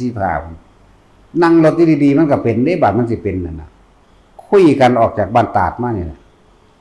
กับหมู่ญาติๆคุยกันไปดีๆนี่คุยแต่เรื่องกุศลเด้คุยไปคุยเทอเลอมาเลยอันจักรวาลร่วมใส่กันคือท้องฟ้าร่วมกันเป็นหนึ่งแล้วก็โลกหมุนโลกนี่มันเป็นขอบโลกเฮานี่เป็นต้นไม้แล้วภูเขาเรียบจากขอบมันซะก่อนจากขอบจักรวาลน่ะก็เป็นเรียบจากขอบเหมือนกันจากขอบตัวนี้ก็เรียบจากขอบแล้วมันก็หมุนทับใส่กันจังซี่แล้วมันก็ปีนขึ้นพอแต่ปีนขึ้นมาแล้วพลิกลงมาใหม่มันก็ระเบิดเลยเสียงระเบิดมันสิออกจากอกเฮานี่บึ้มมันอย่างดังสนั่นหวั่นไหวเลยพอเขาอยู่ใกล้ๆเขาก็หูจักเลยตาเฮาก็ธรรมดาอยู่เด้บ่มีการกระพริบแต่ธรรมดาบ่ได้เบิกกว้างบ่ได้อีหยังแต่ว่ามันเห็นอยู่เด้มันมีคือจังอันนึงออกมารู้อยู่นี่คือผู้รู้นี่มันอยู่ข้างๆเฮานี่แหละ นั่นแหละเบิ่งมันอยู่หั่นนั่นแหละแล้วมันก็เบิ่งเป็นไปแล้วก็หมุนหลายอย่างแบบที่มันเป็นมานะแล้วก็อยู่ในความว่างเวิ้งว่างยังกว้างขวางยังไกลเลยเวิ้งว่างมากเพราะตอนมันระเบิดบึ้มขึ้นเหมือนจักรวาลระเบิดนะโลกธาตุก็ว่าไปเชื่อว่าจักรวาลก็ไปมันกว้างมันไกลจนบ่ฮู้ว่าสิเทียบว่าใดหลายจักรวาลจนเวิ้งว่างหาหม่องสุดบ่ได้พร้อมหมดละแต่ว่าก็รู้มันซื่อๆได้บ่ได้มีหยังพูดแล้วมันเป็นมันตะปุ่นล่ะจังซั่นมันเป็นมาจังซั่นตะโดนแล้วศ44ประมาณนั้น2544เป็นแบบนั้นมาตะโดนแล้วล่ะนั่นแหละแบบว่ามันสิเป็นเองดอกเด้อว่าต้องไปฝึกให้มันเป็นดอกเฮาสิฮู้เห็นนั่นนี่มันเป็นขึ้นมาเอาเองดอกถ้าสิเว้าเรื่องเป็นอีกอย่างนึงเป็นตั้งเด็กน้อยน่าสิ 2-3 ขวบมันได้ล่ะไปนอนเล่นอยู่ซ่านน้ำซ่านน้ำมันไปวัดตะกี้น้ำมันใสเด้มันบ่ขุ่นคือมื้อนี้มันขุ่นน้ำใจคนน้ำก็ดีเนาะตะกี้คนใสเด้น้ำบ่ได้ใสน้ำนั่นแหละนอนอยู่มันก็เหมือนกับอันซ่านน้ำพาเฮาไหลไปซะก่อนไหลไปคือกายอยู่กับกลางน้ำแต่ว่าเห็นแต่น้ำไหลเห็นแต่น้ำไหลกระเพื่อมแล้วก็ระยิบระยับได้บัดเกิดกลายเป็นทรงกลมของมันขึ้นมาเอาเองเลยระยิบระยับเลยแต่กายวุบวับวุบวับวุบวับออกมาแล้วเกิดกลายเป็นทรงกลมใสวุบออกมาบ่มีหยังนิมิตต่างๆที่มันเกิดมาก็จะมันหยังละตอนบ่ได้รู้จักดอกไล่คือจังไล่ภพชาติปุ๊บมาเลยก็นับประมาณบ่ได้แต่ว่าก็บ่เข้าใจมันนั่นแหละ เป็นอยู่นานโดนเติบจักสิโดนซ้ำได้แต่จำได้คือเก่าเห็นบ่นี่ขนาดเด็กน้อยมันยังจำได้สิ่งนี้บ่มีลืมกันแล้วกันเป็นตอนใดก็จื้อได้คือเก่าแบบนั้นแล้วนิมิตต่างๆที่ไปมันก็จำได้คือเก่าเว้าเดี๋ยวนี้ก็เป็นภาพเดี๋ยวนี้นะเว้าตามภาพเก่าเป็นภาพเป็นเรื่องเป็นราวเดี๋ยวนี้แหละมีพระเฒ่าองค์ผู้เฒ่าองค์นึงเพิ่นมาโปกลงเสือกนั่นแหละจักมันนี่ยังฮ้อนยังไปหาเพิ่นโลดบ่จักกันดอกโอ้ 2-3 กิโลอยู่เด้อหมู่ย่างไปน่าสิอยู่3 กิโลเด้อจากบ้านย่างไปโคกน้องเสือกโคกน้องเสือกเดี๋ยวนี้ก็เป็นวัดป่าสัมมานุสรณ์อาจารย์เตี้ยอยู่เราบ่สูงเลยอาจารย์เตี้ยเราบ่สูงดอกเราเป็นหลานหลวงปู่พรหมเป็นเหลนหลานดอกซ้ำนั่นนึงสาเกิดว่านเนาะน่าสิเหลนด่าเขาอีกอาจารย์เตี้ยจักเราซื้อวางได้ดอกซื้ออันนั้นเล่าเฮาเห็นเตี้ยๆเฮาเลยเอิ้นเตี้ยไปเลยตั้งเสื้อใหม่ก็ได้ ชื่อบ่ได้จักอีดอกซื้อวางได้ดอกหั่งเทื่อเราก็ฟังเฮาอยู่ดอกเนาะฟังบ่ฟังก็สร้างเด้เนาะนั่นแหละหลวงปู่เฒ่าองค์นึงมาจักเป็นยังไปเกี่ยวหญ้าให้เพิ่นโลดบางทีก็ไปตัดก็ไม้ไผ่ให้เพิ่นตะกี้มีหลอกปอเด้หลอกปอพร้อมเด้หลอกปอเกี่ยวหญ้าฆ่าเพิ่นก็จับมาตีมาขางให้เบิ่งเพิ่นก็พาไผ่หญ้าก็ไผ่ไปเฮ็ดไปฮ้อนเนาะหล่าเพิ่นก็ฮ้อนฝนตกคือสิดีเนาะเฮาคิดถึงฝนตกอีหลีนี่แต่ตอนนั้นบ่รู้เรื่องหยังจังว่าล่ะมันบ่ได้มีเล่ห์เหลี่ยมกลไกหยังเด้ฝนตกคือสิดีเนาะหล่าคือสิเย็นว่าซั่นนึกถึงฝนก็ตกโลดมั้ยนั่นแหละมันแปลกประหลาดอยู่เนี่ยจังซั่นก็เลยว่ามันบ่ต้องไปฝึกหยังดอกเวลามันสิเป็นทางเป็นเอาเองดอกคือเขามาโอ้ยมาอยู่นำหลวงพ่ออยากฝึกกฐินเด้เนาะบ่ต้องฝึกดอกฝึกใส่ลมหายใจน่ะมันรวมอยู่ในหันเบิดแล้วบารมีทั้ง40 20หรือ30ก็รวมอยู่ในลมหายใจเจ้าของนั่นแหละเห็นบ่ล่ะบางคนก็แบบมาฝึกมโนมยิทธิโอ้ยมันคิดเอาซื่อๆดอกนะต้องฝึกดอกฝึกลมโลดมันเลยกันไปอีกแล้วสิก็มีหลายเทื่ออยู่ดอกจนไผหญ้าแล้วจนมุ้งกระตอบหน่อยน้ำเพิ่นเฮาบ่ได้มุ้งดอกเฮาเป็นผู้ไปหาตัดไม้ลากมาให้ซื่อๆแล้วเพิ่นก็เฮ็ดตองเพิ่นตัดนั่นนี่มาเพิ่นขึ้นข้างบนมุ้งเฮาเป็นผู้สัตว์ไผหญ้าอยู่ข้างล่างฮ้อนบ่ละหำพุ่นว่าฮ้อนอยู่อุ้ยฝนตกคือสิเย็นดังดอกเฮาก็นึกถึงฝนก็สาดลงมาอีหลีบัดนี้แหมจนได้แล่นเข้าไปหลบแหมแต่ว่าเพิ่นบ่หลบเด้อเพิ่นนั่งโคโมงอยู่ข้างบนคือเก่าหลบฝนเจ้าของอะไรแกนี่แนวนี้ก็เป็นพูดถึงว่าผู้ใดฝึก สิ่งเหล่านี้ก็มันมีกำไรเอาเองหรอกเด้อบ่ต้องไปคิดหาดอกถึงกำไรหรือสิว่าเป็นของแถมสมองพอสิว่าของแถมของเล่นของพวกนี้นั่นแหละจักลึกระลึกเห็นหยังเห็นเบิดได้ทั้งนั้นเพิ่นก็เว้าดีๆเพิ่นก็เว้าเรื่องสวรรค์สิเขาก็เห็นอีหลีได้เห็นไปตามเพิ่นเว้าโลดมันต้องเป็นขึ้นมาโลดนรกจังซี่ก็เพิ่นก็เว้าไปเฮาก็เห็นนำเพิ่นเว้าแหมนี่แล้วจังว่าแปลกประหลาดอยู่แนวนี้นั่นแหละผู้ใดอยากฮู้ได้ก็ภาวนาเอาเท่านั้นได้จังฮู้ไปอ่านไปจำมาสิมีขี้หมาหยังบ่มีเด่นนั่นแหละจังว่าผู้ใดเรียนสูงปานใดก็ช่างเถอะปอทเท่าใดก็ตามเถอะนะมันเป็นเครื่องรับประกันบ่แม่นเครื่องยืนยันว่าแต่ของใดมีความรู้มรรคผลนิพพานหยังดอกเรียนก็คือเรียนจำก็คือจำนั่นแหละเรียนเฮาก็เรียนมาก่อนบ่แห้งนั่นล่ะตอนเรียนมาแล้วเรียนก็ไปหาเอาเมียอยู่บ่แม่นบ่เอาจังว่าฝึกไปเถอะบ่ต้องไปคาดคะเนเอาผลมันเด้อมันสิได้เอาเองดอกบ่ได้ก็สร้างหัวมันนะเนาะบ่เห็นทางดีเด้ฮู้จักบ่เห็นหลายคักแล้วโอ้ยมันสิประสาทมันยุ่งยากนำเห็นผู้นั้นเป็นญาติผู้นี้เป็นญาติผู้นั้นเป็นนั่นเป็นนี่ไหลเข้าไปจะไปซอยเขาจะไปแก้เขาถูกลั่งเสียเวลาคือหยังนี่นั่นแล้วจังซั่นเห็นโดยบ่มีสติตะกี้เห็นแบบบ่รู้สึกตัวแต่เฮาเห็นจังซี่ไปเลยขึ้นมาแล้วมารู้สึกตัวแล้วจังสามารถเว้าได้บ่เหมือนกันกับที่เห็นโดยรู้สึกตัวเด้เนี่ยจังว่าเป็นหยังคือฝึกแบบสมาธิลืมตาให้ทุกคนมันสิบ่ตกใจมันสิบ่ตื่นเต้นอีหยังถ้าเฮาหลับตาเนี่ยเสียงดังก็แคกมื่นตาก็อวยเบิ่งโลดอ่ะหันฟับเบิ่งโลดผีโลดแล้วเสียงบางที่ใบไม้มันล้มพัดแปดก็ว่าผีบางที่นั่งอยู่ตามเถียงหน้าหรือว่ากุฏิขี้เกียจมันคาบเหยื่อกึบหางสิปักเอาแล้วบาดนี้เป็นบ่ล่ะบางที่ลมมันสวยมากใบไม้งาไม้มันพาดอันกับขังที่เฮาสวาก็ว่าผีลูกอันฟ้าใส่เด้ในขณะที่มันมีความสงบดีอยู่แล้วแต่มันสิมีจังซี่เสียงมันดังเป็นพิเศษถ้าเฮาบ่มีหยังเลยมันหอนบ่ฮู้ยินนั่นบ่ล่ะหมายถึงถ้าเฮาบ่มีความสงบฮอดบ่ฮู้จักเลยว่ามันเสียงหยังเป็นเสียงหยังบ่จักเพราะเฮาบ่มีสติจดจ่อกับพวกหลับตานั่นน่ะใส่วิธีมื่นตาซะกับทำสมาธิเคลื่อนไหวหมายถึงเดินอยู่หรือทำการทำงานอยู่มันสิตั้งมั่นกว่ากันเพราะคนเฮาใส่ชีวิตลืมตามากกว่าหลับตามื่นตาหลายกว่าหลับตาแม่นบ่ล่ะหลับตาก็หลับแต่ยามนอนนั่นล่ะคนนอนบ่หลับก็คือเก่านั่นแหละจังซั่นก็เลยให้ใส่วิธีสมาธิทำให้จิตตั้งมั่นในขณะที่ลืมตาทำให้จิตตั้งมั่นในขณะที่มีสติไม่หลับไหลทำให้จิตตั้งมั่นในขณะที่รู้สึกตัวนี่เองแปลว่าระบาดที่เป็นอย่างคือสอนแนวนี้แนะนำคนแนวนี้นั่นแหละเฮาก็เลยชินและเพลิดเพลินในการดูของนอกหมายถึงเห็นนั่นเห็นนี่ปางหิมะพงมาพานก็มีในตำราอีหลีนั่นแหละมีแบบนั้นแหละว่าแค่ว่าสิเป็นกิเลนว่าสิเป็นกินนารีว่าสิเป็นสัตว์แปลกประหลาดสร้างน้ำแม้กระทั่งนกฮัสดีลิงมื้อนี่มีก็เฮาเห็นนั่นแหละ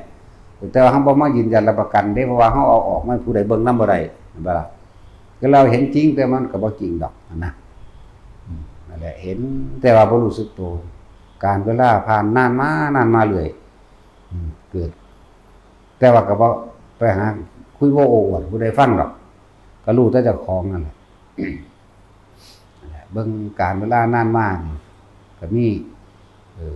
ตอนที่เฮาฝึกเข้าไปอีกอย่างในระดับหนึ่งหนักๆจังซี่บางทีก็หลวงปู่หลวงตาองค์นั้นมึงมานอนตายอันเป็นหมูเป็นหมายังเหยียบคอได้นี่ลุกกิ้งพลิกออกก็ยังบ่รู้สึกตัวได้ก็ยังบ่ได้เข้าใจความหมายของครูบาอาจารย์ที่มาให้นัยยะปัจจุบันนี้เพิ่นชี้รถรอบบักใหญ่มากเหยียบคอมึงเด้นี่ลุกออกอยู่เด้หังบ่ทันได้เข้าใจหยังมื้อนึงองค์นึงมาเตือนแต่ว่าก็บ่มีปกลบ่มีปัญญาเงินก็องค์นึงมาว่ามื้อว่าสิเข้าใจได้หลวงปู่มั่นใส่กกหูอีกจักบัดนี้ตอนนั้นนอนได้เก็บบ่แม่นนอนอดหลับอดนอนเพื่อให้เข้าใจคำว่าสติต่อเนื่องหยังนั่นล่ะว่าตาลงปั๊บบ่รู้สึกตัวออกโลดออกนี่ออกไปเห็นนั่นเห็นนี่นั่นแหมว่าตานอนตะแคงพับลงเป็นโลด หรือนั่งก็เป็นโหลดความเคยชินในการไปรู้ไปเห็นชินดิไปพุ่นไปพี่โลดว่ามันเร็วคือยังไงเด้มันบ่ได้ว่ามันเร็วกว่าเสี้ยววิมันเด้ปั๊บลงมันไปโลดบ่รู้สึกโตตลอดเลยและองค์นั้นมาเตือนองค์นี้มาเตือนก็บ่อยู่บ่รู้สึกตัวเลยบ่เข้าใจเข้าหมายของที่เพิ่นมาบอกเฮาบ่มีปัญญาจนถึงในความฝันว่าหลวงปู่หมันมาตีน่ะตะกกหูข้างนี่แดงเลยสุดเอวพี่เป็นไล่เฉียงมาเลยแล้วก็เป็นปืนขึ้นบักใหญ่ซ้ำ2 นิ้วเด้ของจริงได้บัดนี้ถ้าว่าฝันนี่หยังก็เอากระจกมาส่องเบิ่งก็แม่นอีหลีนั่นแล้วก็เจ็บแสบอยู่ซั่นยังคิดบ่ออกเลยปานนั้นนั่นแหละจนแก้ปัญหาออกได้เศร้าเก็บเอาเองหายเอาเองแล้วก็ฟังอีพ่อนี่บัวนอนเป็นหมูเป็นหมาขึ้นเขียงให้เขาเชือดคอมันก็ว่าไปบ่มีความรู้สึกตัวหยังเลยโอ้จังมาเป๊ะออกได้บัดนี้พอตาอันคิดออกได้โอ้กูบ่รู้สึกตัวพอตาเข้าสู่สมาธิตัวนี้ปุ๊บไปตามความเคยชินบ่มีความรู้สึกตัวใจบ่บายบ่รู้สึกตัวรู้แบบคนนอนหลับฝันรู้แบบมีคนนอนหลับฝันอันรู้แบบรู้สึกตัวได้บัดมันคนละอย่างกันบัดพอตามาคิดออกได้เนี่ยโอ้เป็นแบบนี้นี่เองหายเลยอันโตข้องแสตีสุดสอดหลังอยู่นะแล้วกกหูพี่เด้ชื่ออะไรคือยังนี่สอดหลังแดงจึงครึ่งพี่พอตาคิดออกต้นนี้หายเองหายปวดเองเป็นอาทิตย์ได้ยังคิดออกนั่นแหละบัดนี้ว่ากูใส่วิธีนี้ก็เบิ่งก็จับอาการปิติอย่างใดอย่างหนึ่งเกิดขึ้นเลยบัดนี้สิน้อมสิไปเห็นได้จริงๆเว้ยเห็นได้โดยรู้สึกตัวบัดนี้พอแต่เฮามีความรู้สึกตัวในการรู้เห็นนะอารมณ์บ่ไปเกิดกับสิ่งที่เห็นนี่ละเองเลยบัดนี้อารมณ์พอใจหรือบ่พอใจน้ำสวรรค์น้ำฟ้าเมื่อห่างเทื่ออยู่สระอโนดาตเขามาอาบน้ำให้เบิ่งพุ่นเด้มีแต่อีงามๆพวกคนอยู่ในมื้อนี้บ่ได้ใกล้เขาดอกปลาหีสำเร็จว่าธรรมดาเด้จักว่าล่ะมาฮอดมันบินลงมาแล้วคือกินนารีนี่แหละมันก็ถอดนั่นถอดนี่ฮะก็นั่งเบิ่งกูโม่นั่นแหละมันก็แก้ถอดนั่นถอดนี่เบิ่งบู๊แต่พวงงามๆเด้จักว่าล่ะตาจุ้ยแลนใส่โลดแล้วเนาะแต่เฮาก็รู้สึกโตจักว่าจะเบิ่งอยู่ด้วยความรู้สึกโตคือเฮานั่งอยู่ปกติแบบนี้แต่ว่ามันนั่งเห็นจักว่านี่มันเห็นแบบนี้แหละมันนั่งเป็นของมันโลดเป็นสระน้ำมีน้ำตกมีหยังก้อนหินนั่นเขาก็ลงมาสระเล่นหยอกกันปลาเบิดจักบ่ปลาโตจังซั่นแล้วหัวเราะกันแคะคิกเฮ็ดท่านั่นท่านี่เฮาเบิ่งพร้อมเด้แต่ว่าเฮาก็อยู่ในความรู้สึกตัวเห็นอยู่แต่ว่าเฮาบ่นำเขามาคิดก็จะว่าล่ะนั่นแหละอารมณ์มันเกิดบ่ได้ก็เลยว่าอยากให้ทุกคนฝึกแบบนี้นะเฮาชินแบบนี้ก็เอาแบบนี้เด้มาฝึกนั่นบ่ล่ะผู้ใดชินแบบใดเพิ่นก็เอาของเพิ่นตัวมาฝึกเริ่มเข้าใจตัวนั้นมาแล้วว่าก็บ่มีผู้ใดเว้าหรอกว่าสระนี่คือหยังเขาก็ว่าสระอนุดาต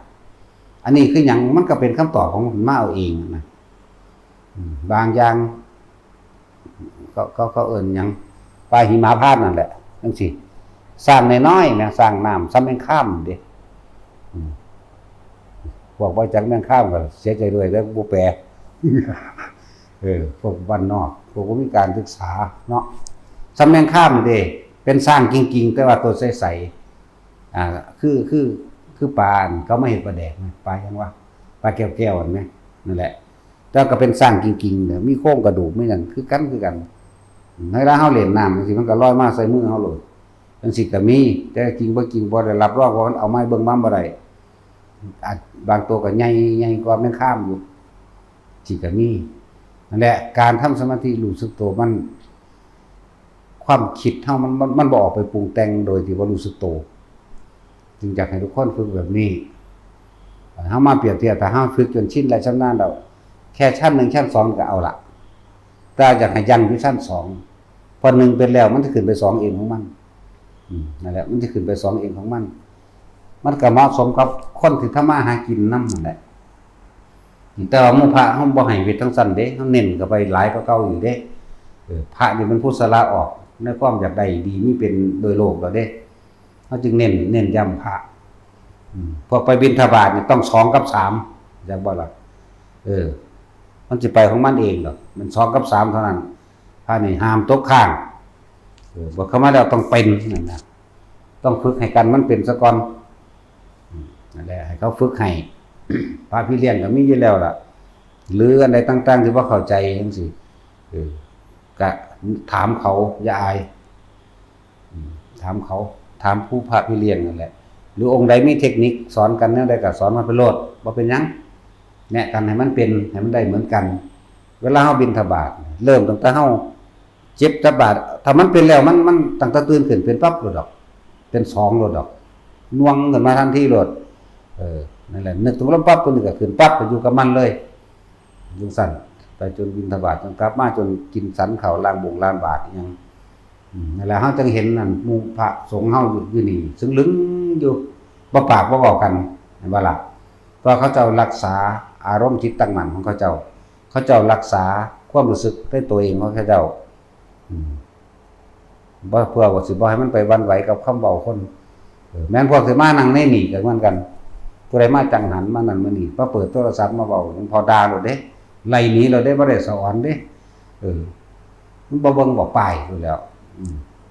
ห่วยถ้าว่ามีความเคารพมึงหนีนางมาแหมงยังบ่ได้แล้วบ่ได้เกี่ยวกันกับเฒ่าก็เฒ่าเด้ภาษาคนบ่มีค่าธรรมะมีค่าสูงสุดนำยกขึ้นมาไผสิเคารพบ่เคารพสร้างถูกด่ามาหลายคนอยู่ดิหาบางคนเฮาบอกว่าปิดเสียงลงแน่นั่นนี่ยังเว้าไปเสยอยู่ได้อีห่าเฒ่าๆนั่นก็เลยมันตายแล้วบ่จังซั่นเลยเอาอีหลีเด้แนวนี้ชีวิตเจ้าสิไปมีค่าหยังนี่พุทธเจ้าเฮาปฏิบัติตนเองมาเสียสละชีวิตตนเองมาสิมาให้กับคนบ่เป็นศาสแตกซ้ำนี่บ่มาเหยียบย่ำแม่นบ่ล่ะคนเฮาก็ด่าพระเฮาก็ด่าจังซั่นแหละแต่บ่ซั่นมันบ่มีความเคารพในธรรมแล้วก็จักสิมาหยังเนาะพุ่นไปหาอันลอดท้องช้างนำเขาพุ่นโลดซั่นก็เฮาจังเบิ่งหมู่ภิกษุสงฆ์เฮาเองนั่งซึ้งลึงของไปของมันถ้าสิคุยกันก็แบบใส่ภาษาคิดเอาเลยสะกิดเอานะสิเอานั่นมาแน่น่ะบ่หมายถ้าเว้าดังบ่ได้หลวงพ่อหูดีอยู่วากใส่รถเด้เจ้าว่ากันอยู่ครัวก็สร้างเด้บัดก็สิฟังซะแล้วล่ะไปฮอดก็ว่าให้รถเด้เนาะมันนั่งมันทวงถือซื่อๆดอกว่าที่จริงเดาเอามันเดาถือมันคนหลายมันถือจักผู้นึงแล้ววะนี่ล่ะหมู่นี้ก็คือกันจะเน้นอยู่อันภาวนาดอกบุบวาบออกนอกเห็นรถดอกคำแอวใส่รถกึ้งตาใส่รถจังซั่นเฮาเอาใจใส่ขนาดนั้นดิมี100องค์ก็สร้างเห็นเบิดทั้ง100นั่นแหละกึ้งตาใส่รถตะย่านอย่างนี้เด้บ่ได้น่ารักคือตอนนี้เด้ตอนนี้น่ารักเด้เนาะอันเว้าอยู่ดีแต่เบื้องหลังระวังดีๆเนาะแต่ช่วยน่ารักว่าจะว่าแต่เขาบ่ว่าน่ารักก็สิด่าเขาก็เลยต้องเขาก็ต้องขับเบิดรถอย่างเกิดเลยด่าก็บ่แม่นด่ารับหลังเด้ด่าต่อหน้าเด้บาดสิด่าแล้วเป็นสั่นเด้แล้วฝึกเด้อแต่ละคนก็เลยเฮ็ดจังได๋เฮาก็ตายหน้ายอมรับหรือยังความตายแต่ละคนบ่ได้มีความรู้สึกอีหยังในความย้านจังน้อยเด้บ่มีเลยเด้สลืออยู่เด้อันเทว่านั่นก็สิเว้านึกถึงตายมีแต่อยากตายซ้ำคันกินข้าวเนาะว่าคือปู่ศรีเด้ยังอยากกินข้าวได้เมียอีกก็เฒ่าๆนี่ก็เลยแล้วว่าได้เฒ่าๆอยากได้เมียบ่สิแต่งให้โอ้ยมีผู้เอาอยู่บ่ว่าได้ยังมาเว้าอยู่เด้เฮ้ยจังเขาจะเอาไปหยังหยาบๆซะบัดนี้เนาะโอ้ยมีผู้เอาอยู่บ่ค่าดอยว่าได้ยังมีความหวังอยู่แต่ว่ามีผู้เอาอยู่บ่นี่แหละผู้ศรีอันนี้ถึงได้เป็นประจำอยู่แล้วเป็นปกติฝึกเอาฝึกแล้วเป็นของเจ้าของสมบัติอันนี้โจรลักไปบ่ได้น้ำก็บ่ท่วมโจรพระราชาก็บ่อาจสามารถมายึดได้โจรบ่ลักไฟบ่ไหม้น้ำบ่ท่วมแผ่นดินถล่มอะไรก็อยู่เหมือนเดิมจิตนี่บ่ตายเด้อคนเฮาเฮ็ดอีหยังไว้ฝังไว้ในอารมณ์ คุณมั่วอะไรไว้ทับกันมื้อนี้โกรธคนนี้ทับไว้เกลียดคนนี้ทับไว้โมโหคนนี้ทับไว้น้อยใจคนนี้ทับไว้เนี่ยมันจะคอยสูงขึ้นในอกุศลทับไว้เด้เวลามันให้ผลยามใดไม่รู้อันนั้นเป็นเรื่องอจินไตยคำว่าการให้ผลของกรรมเป็นอจินไตยสิบอกว่าชาตินั้นชาตินี้เพราะนั้นเพราะนี้บอกได้โพดถ้าสิไปบอกคนเบิดอยู่นี่บอกเห็นบ่ล่ะเฮาบอกได้ก็แล้วกันนะแบบนี้นะเป็นเพราะว่าผลมาจากนี่บอกได้แต่ว่ามันบ่แม่นวิสัยของพวกเฮาที่ไปคิดได้นั่นบอกได้บอกไปแล้วถ้าเขาบ่เชื่อก็สิมีอีหยังมันเป็นของที่บ่มีประโยชน์กับเขาเฮาก็บอกแต่สิ่งที่มันมีประโยชน์จุดหมายเดียวคือทุกคนไปนิพพานเท่านั้นนั่นเด้บ่ได้มีอย่างอื่นเด้อให้คนดับหยุดความคิดปรุงแต่งแสวงหาในความอยากได้อยากดีอยากมีอยากเป็นให้หยุดเท่านั้นถ้าผู้ใดจะพ้นก็เฮ็ดเอาบ่จะพ้นก็แล้วแต่ฮิแม่มึงเนาะของไผของมันอยู่แล้วเฮาก็เอาปานนี้แหละบอกมาปานนี้แหละบ่แม่นมานั่งเว้าคิดเอาเด้สิบอกให้บ่ได้มาอ่านหนังสือไผฟังเด้บางอย่างบ่มีในตำราเฮาก็เว้าไปเลยเด้บางเที่ยเขาก็ว่าเฮามั่วจะเชื่อเบิดทุกอย่างหลายเด้อมั่วเขาว่าจังซั่นก็มีเด้สร้างแล้วก็ยังเว้าบ่ได้ว่าให้เชื่อเด้ล่ะบ่ให้ฟังเนาะจังซั่นล่ะเฮ็ดเอาไผของไผของมันเด้ตามวิธีเฮาถนัดเฮาก็ถนัดวิธีนี้ก็สอนวิธีนี้เด้อแต่ก็เป็นของที่เฮ็ดง่ายๆแต่ว่าพระเฮาน่ะ2 3เด้เข้าซี่ได้ก็เข้าไปเลยห้ามหยุดกับมันห้ามยั้งจะเป็นธรรมดาถ้าเป็นใหม่ๆก็สงสัยข้ามนิวรณ์บ่ทันเป็นข้ามความสงสัยข้ามความข้องค่าจากรู้ซื่อมันจากหาเหตุผลต่างๆบ่ได้นี่แหละจังว่าเป็นหยังเฮาจังเน้นว่าให้เป็นสมาธิลืมตาเดินอย่างตั้งมั่นนั่งอย่างตั้งมั่นยืนเดินนอนนั่งตั้งมั่นตั้งมั่นอย่าออกจากความรู้สึกในกายสันเข้าตั้งมั่นนั่นแหละบ่ให้มันไปหลงไหลในนิมิตเห็นว่าล่ะที่ไปหลงไหลในนิมิตเลื่อนว่าจิตวิปลาสเห็นผิดจากความเป็นจริงมันเห็นแต่เฮาถึงพระเฮาอยู่ในนี่ก็เป็นหลายองค์อยู่มันเสือกันสิเห็นมันเห็นคืออีหลีคักๆนี่เด้เหมือนจริงๆคือเฮาเห็นกันเดี๋ยวนี้เด้แต่ว่าเป็นพระพุทธเจ้ามาจังซี่โอ้มันก็นั่งคุกเข่าร้องขอเจ้าข้าพระเจ้าข้านำเลย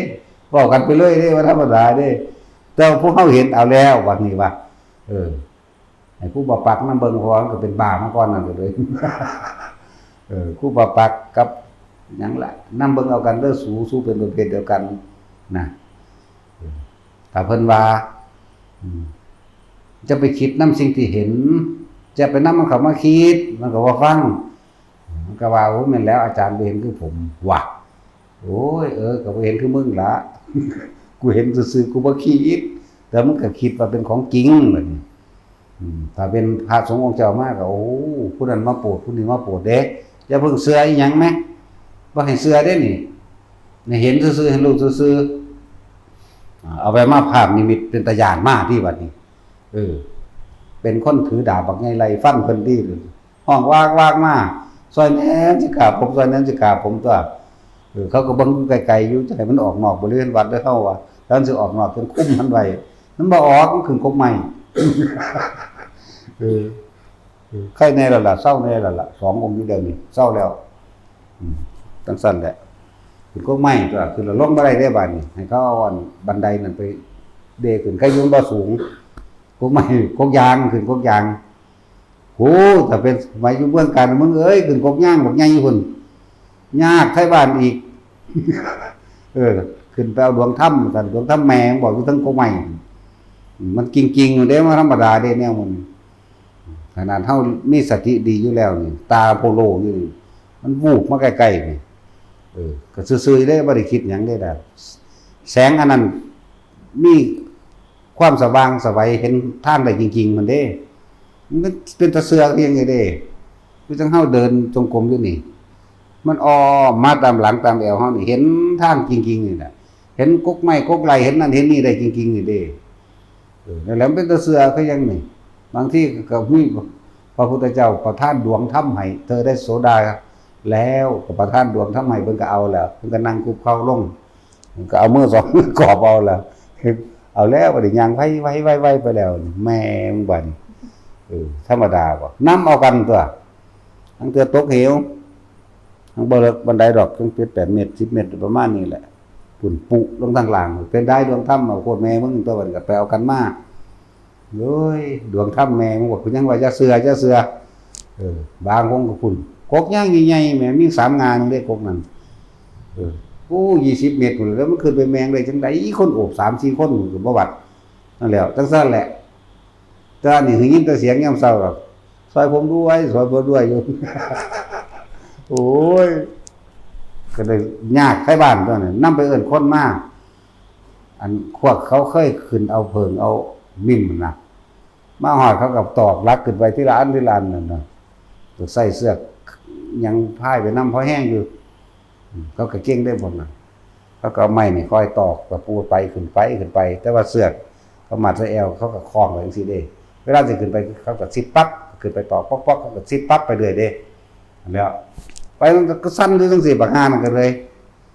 โอ้ยมันวุ่นวายหลายกูหนีปะสู้ได้บัดนี้ว่ากูไปแล้วกูหนีไปผู้เดียวกูวันนี้แต่หิแมงสิตายได้บัดอยู่นำกัน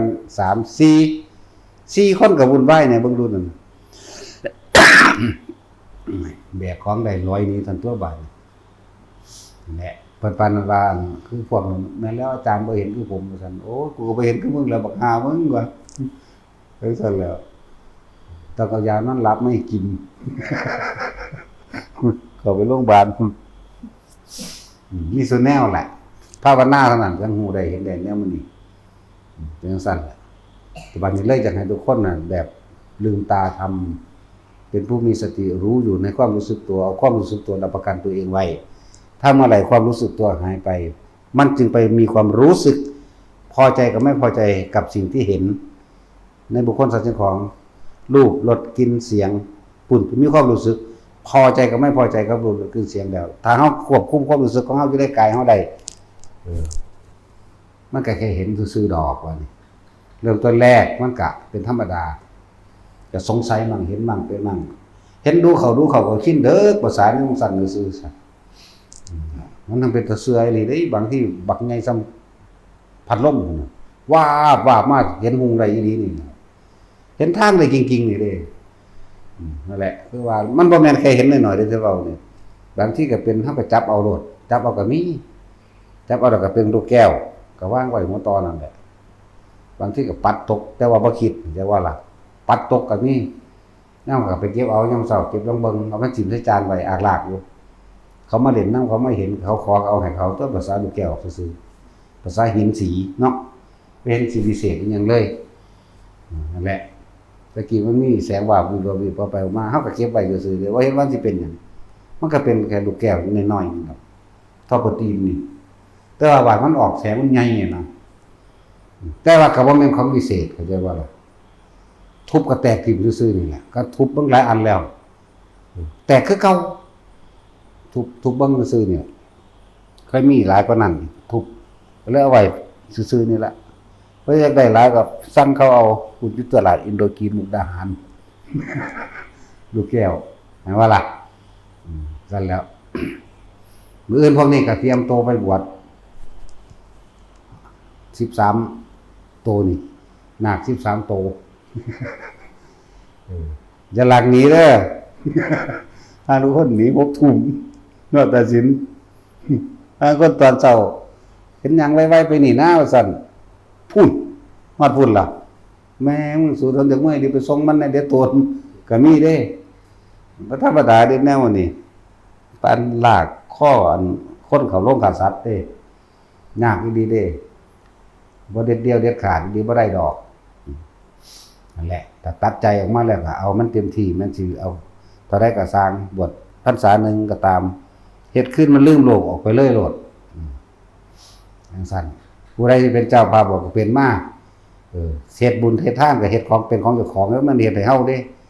เฮามันพอบ่แห้งได้ฮอดเหลือฮอดล้นบ่แห้งพุ่นเด้บ่ได้ว่าอยากได้อีหยังเฮ็ดไว้เป็นเสบียงเจ้าของเองนั่นแหละของเฮามันเหลือล้นแล้วบ่อยากได้ซื่อๆอยู่แล้วก็เฮ็ดไปนั่นแหละมื้ออื่นเขาก็บวชแล้วให้มันเหลือ13คือเก่าเลยเด้อมื้ออื่นถ้าตายมันยังไคเด้มันบ่ได้หนีเรียกว่าเนาะถ้าตายยังไคอยู่มันบ่หนี ใจมันบวชอยู่พวกนั้นแต่ว่าถ้าหนีบ่ได้ตายนี่ที่มึงสิตายออกจากความดีนี่เนาะตายออกจากสัจจะตัวเองนั่นแหละเอาสมาทาน